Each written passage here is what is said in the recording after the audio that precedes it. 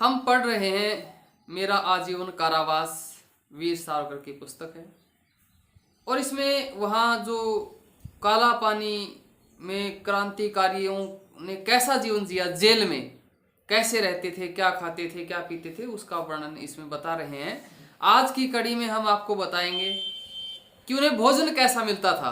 आज तो हम एक समय सब्जी ना मिले तो उस पर इधर, आज तो सब्जी नहीं है, लेकिन वहाँ जेल में उन्होंने कैसा भोजन करके जीवन बिताया, ये आज का वर्णन आएगा। और दो भाइयों का, जो मैं कहता हूँ ना, मैं भी बड़ा भावुक हो गया था, वो घटना का भी आज वर्णन आएगा। और आज की घटना ने मुझे भी कई बार आत्मबल दिया है, वो भी मैं आज का जिक्र करूंगा। पहले हम भोजन की बात करते हैं। कहता है बंदियों का भोजन कैसा होता था, कटोरा भर चावल और गेहूं की 2 रोटियां। यह भोजन साधारण मनुष्य के लिए पर्याप्त था। 1 कटोरा चावल, 2 रोटियां। आगे लिखते हैं 700-800 लोगों का भोजन तैयार करना होता।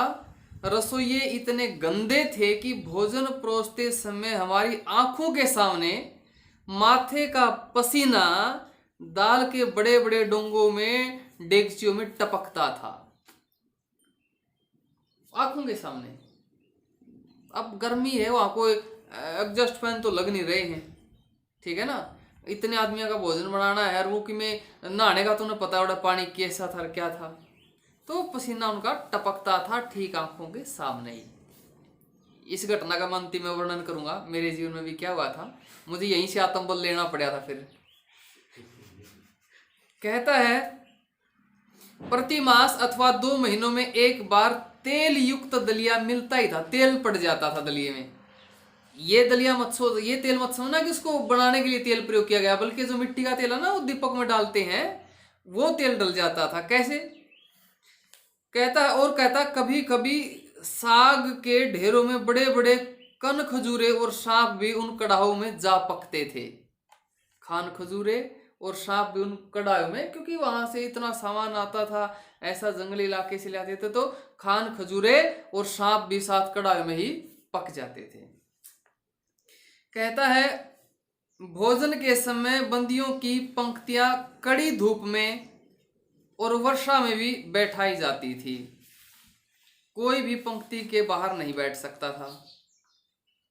पंक्तियां थी, इग्नू तो है नहीं वहां पर कोई डाइनिंग टेबल लग रही हो और ऐसा हो, कोई भोजनालय हो, ऐसा खुले में पंक्तियां बैठाई जाती थी। चाहे कड़ी धूप है तो आपको धूप में बैठ कर खाना है। आज बरसात हो रही है तो ये नहीं जी आज तो अंदर ले जाएं, थाली में डाल दे, कमरे में ही कर लेंगे, नो, कोई इसमें वो नहीं था। आप कितनी बरसात हो रही है, आपको वहीं पंक्ति में ही भोजन करना है। टप के ऊपर से पानी बरस रहा है, रोटियां गिल्ली हो रही हैं और वो खा रहे हैं। तो भाई ये यहाँ पर भोजन ऐसा मिलता था उन्हें, पसीने से टपकता हुआ, खान खजूरे, सांप है। और ये इसकी मैं अंतिम में, वीडियो के अंतिम में मेरी भी घटना बताऊंगा एक, कैसे मैंने फिर भोजन की क्या घटना हुई। अब मैं जो बात बता रहा था, 2 भाइयों का मिलन, दोनों सगे भाई हैं, दोनों को पता ही नहीं है, ना छोटे को पता कि मेरा बड़ा भाई को आजीवन कारावास हो गया है, ना बड़े को पता कि मेरे छोटे भाई को आजीवन कारावास हो गया है। बड़ा सोचता है मेरा भाई तो विलायत पढ़ने के लिए गया है, और वो कोई बात नहीं, मुझे जेल हो गई है देश के लिए, कोई बात नहीं, वो घर को संभाल लेगा। छोटा सोचता कोई बात नहीं, मुझे जेल हो गई है तो बड़ा संभाल लेगा। अब क्या पता कि दोनों ही जेल में हैं, और वो भी कहाँ, काले पानी की अंदेमान जेल। तो कहता है 1900, अब ये वर्णन करता है दोनों भाइयों का मिलना। 1906 में विलायत जाते समय ज्येष्ठ भ्राता के दर्शन किए थे। 1906 में विलायत गए थे। अब 1911 में मुलाकात, वो भी कैसी, 5 साल बाद दर्शन करे अपने बड़े भाई के। अब 1911 में मुलाकात, वो भी कैसी। जेल में मिलना आसान नहीं था, फिर भी मैं धांधली करके समय निकाला। यदि आप ये पूरी जीवनी पढ़ेंगे ना, मेरा आजीवन कारावास, तो वहां पर बहुत सी चीजें आऊंगी, बताई जाऊंगी।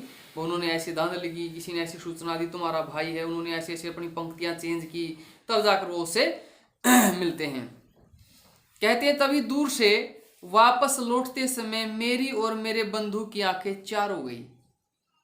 जब उन्होंने दान दली करके समय निकाला अपने भाई से मिलने का, कहता तभी दूर से लौटते समय मेरी और मेरे बंधु की आंखें चार हो गई, मतलब दोनों की आंखें मिल गई।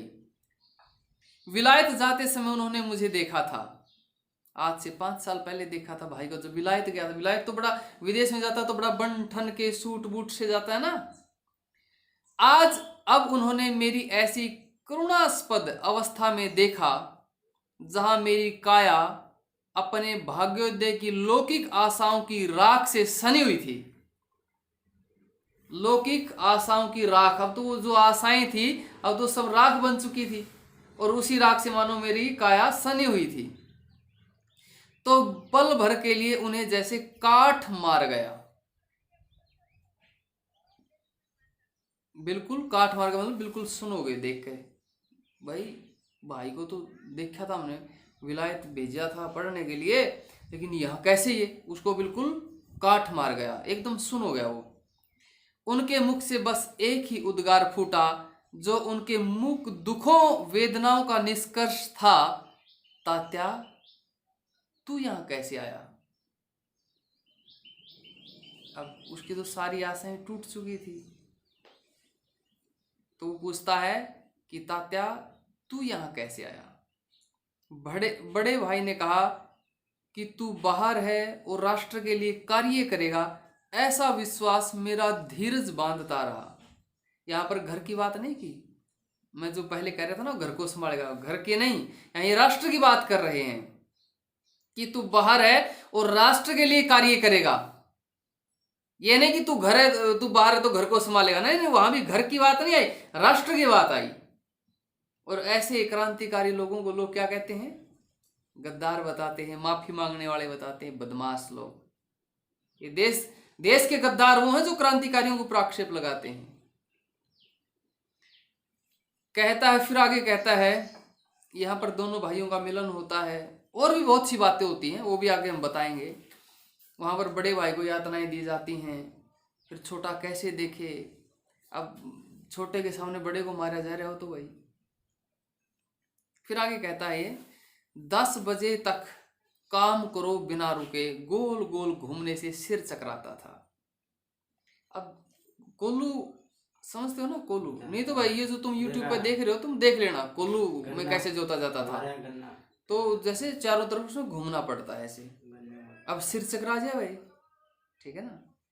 तो कहता है आत्महत्या का आकर्षण भी खींचता रहा।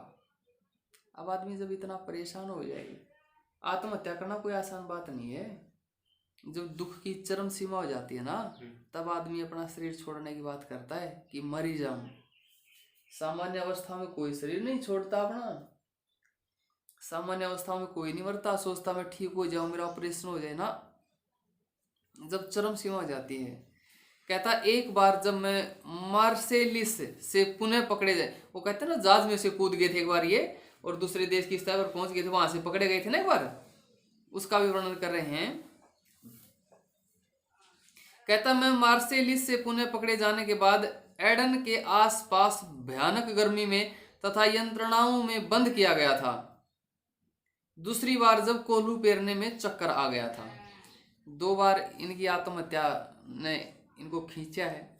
एक बार तो जब इनको भयानक गर्मी में और यंत्रणा गर्मी भी और उसके साथ उसको यातनाएं भी दी गई, कष्ट भी दिए गए, तब उनकी इच्छा हुई कि अब जीवन ही छोड़ दें। ये जो भयंकर गर्मी है ना, ये भी कहीं ना कहीं आत्मबल प्रदान करती है कि उन्होंने ऐसी भयंकर गर्मी, कितनी भयंकर कि जीवन ही छोड़ने की इच्छा हो, और ऐसी कठिन उनको यातनाएं दी गई। और दूसरी बार जब कोल्हू पेरने से चक्कर आने लगे। और तुम ना आगे बताऊंगा मैं, कोल्हू ना चलाओ तो उसके साथ क्या हाल किया जाता था। कोई मान लीजिए नहीं मैं नहीं चलाता कोल्हू, उसके साथ क्या किया जाता था। और आगे देखो भाई, राजबंदियों को यह जानने की तीव्र उत्कंठा थी। मैं ये जो वाक्य दे रहा हूं ये बीच बीच में से मुख्य मुख्य जो नोट किए वो है, रेगुलर नहीं है वो पुस्तक, ठीक है ना। उस पुस्तक में जो मुख्य मुख्य चीजें है ना, वो छांट के मैं तुम्हें पढ़ा रहा हूं। कहता है राजबंदियों को यह जानने की तीव्र उत्कंठा थी कि अपने प्रियजन क्या करते होंगे। अब काला पानी की सजा हो गई है, वहां कोई संदेश नहीं, कोई चिट्ठी नहीं, कोई अखबार नहीं, कोई टेलीविजन नहीं, कोई एलसीडी नहीं, कोई मोबाइल नहीं, कुछ भी नहीं। लेकिन उन्हें जो राजबंदी, जो देशभक्त लोग थे, जो कहता है उन्हें अपने प्रियजन क्या करते होंगे जानने की बड़ी इच्छा रहती थी, परंतु उससे भी अधिक तीव्र उत्कंठा उनमें प्राय सभी को थी कि अपने पीछे स्वदेश की क्या स्थिति है। अपने प्रियजनों की तो चिंता थी, लेकिन उससे भी ज्यादा अपने देश की चिंता थी कि मेरे देश में क्या चल रहा है। इतनी तड़फ के साथ ये देश के लिए काम किया उन लोगों ने। तो इन क्रांतिकारियों से ही हमें आत्मबल मिलता है भाई। अब मैं तुम्हें ये बात बता रहा था, जो भोजन वाली बताऊं एक बार। ये घटनाएं हमें आत्मबल देती हैं। क्या होता, मैं प्रचार में घूमता था, और प्रचार में घूमता था तो मैं था अकेला आदमी, अकेला रहता था कमरा लेकर के। तो मैं भोजन इधर उधर ही कर लेता था। भोजन बनाने में मैं ऐसे ढिलाई आदमी था। मैं दो ही चीज़ बनाया करता, या तो दलिया या फिर बाकड़ी। दलिया बना लिया दूध में किशमिश काशमिश डाल के, या फिर बाकड़ी उबाल लेता। अपनी बाकड़ी तो यहाँ बनती नहीं, चना उबाल लेता था। हाँ जी। तो क्या हुआ, तो मेरी बात बता रहा था। तो क्या हुआ, गर्मियों का समय था और मैं घर में पहुंचा, अपना कोई परिचित थी। तो मैंने कहा वे भोजन करेंगे। अब मैं भी थका आ रहा था, प्रचार करके बोलते बोलते आते खींच जाती हैं। जब मैं उस घर में गया तो वो जो बहन जी थी, उनका छोटा बच्चा था, वो उस बच्चे को नहला करके और मालिश मूलिश करके पाउडर पाउडर वो लगा रही थी। अब कोई ऐसा तो था नहीं कि कोई अलग सा गेस्ट रूम हो, ये हो, सब साथ ही था। अब उसको भोजन मेरा बनाना था। और गांव में क्या होता है, ये ज्यादा सा हाथ धोने का ज्यादा सा रिवाज नहीं होता, वहां सीधा ये चलता है हैं। अब मैं समझ गया कि भाई ये हाथ नहीं धोएंगी और ये सीधा ही भोजन बनाएंगी, आटा सीधा ही गिला करेंगी, आटा गूंथेंगी। अब सारा काम मेरी आंखों के सामने होना था वो तो, ठीक है ना। अपने हाथ का, उनका तो हाथ साफ है ले पाउडर का। तो भाई मैं बैठा तो उन्होंने शुरू कर दिया वही मामला, रोटी बनाने। अब मुझे भूख भी लग रही थी। अब मैं कहूँ कि बहन जी हाथ धो लो, अब वो सोचेगी ऐसी कड़कती दोपहरी में आया है, अब ऊपर से इसके नखरे हैं ये वो। तो मैंने सोचा भाई करिए भी फिर अपने सावरकर जी याद। मका वोडो तो पसीना टप क्या करता दाल में है, खान खजूरे और सांप होया करते सब्जी में। मैंने कहा तो थोड़ा सा हाथ के पाउडर कुछ इसने झड़का भी लिया थोड़ा बहुत, तो मैंने कहा चलने दे तो भाई कोई बात नहीं, हम भी ले ले थोड़ी फीलिंग सी है, अंदेमान जेल वाली। तो भाई ऐसी फीलिंग सी ले गए न, हमने फिर वो भोजन किया। तो इस तरह इन क्रांतिकारियों की जीवनों ने बड़ा आत्मबल प्रदान किया है। और ये भी लगा कि देश बलिदानों से आज़ाद हुआ है, बड़े त्याग से आज़ाद हुआ, तो हमारा भी कुछ करते हुए बनता है। मेरा देश जले और मैं कुछ ना बोलूं, ऐसा मैं गद्दार नहीं। तो कल और बहुत बढ़िया चीज आपको पढ़ाएंगे, बहुत जबरदस्त। आज तो व्यक्ति छोटा सा बीमार हो जाए ना, टेंशन हो जाती है उसको रोग की, लेकिन मैं कल पढ़ाऊंगा कि वो रोगी, उन्हें रोग होता नहीं था बल्कि वो जानबूझकर रोगी बनते थे, और कितने भयंकर रोगी बनते थे, ये कल की कक्षा में पढ़ाएंगे आपको, ठीक है। आप भी जुड़े रहिए भाई, लगे रहिए। क्रांतिकारी कम ही लोग होते हैं। बहुत धन्यवाद।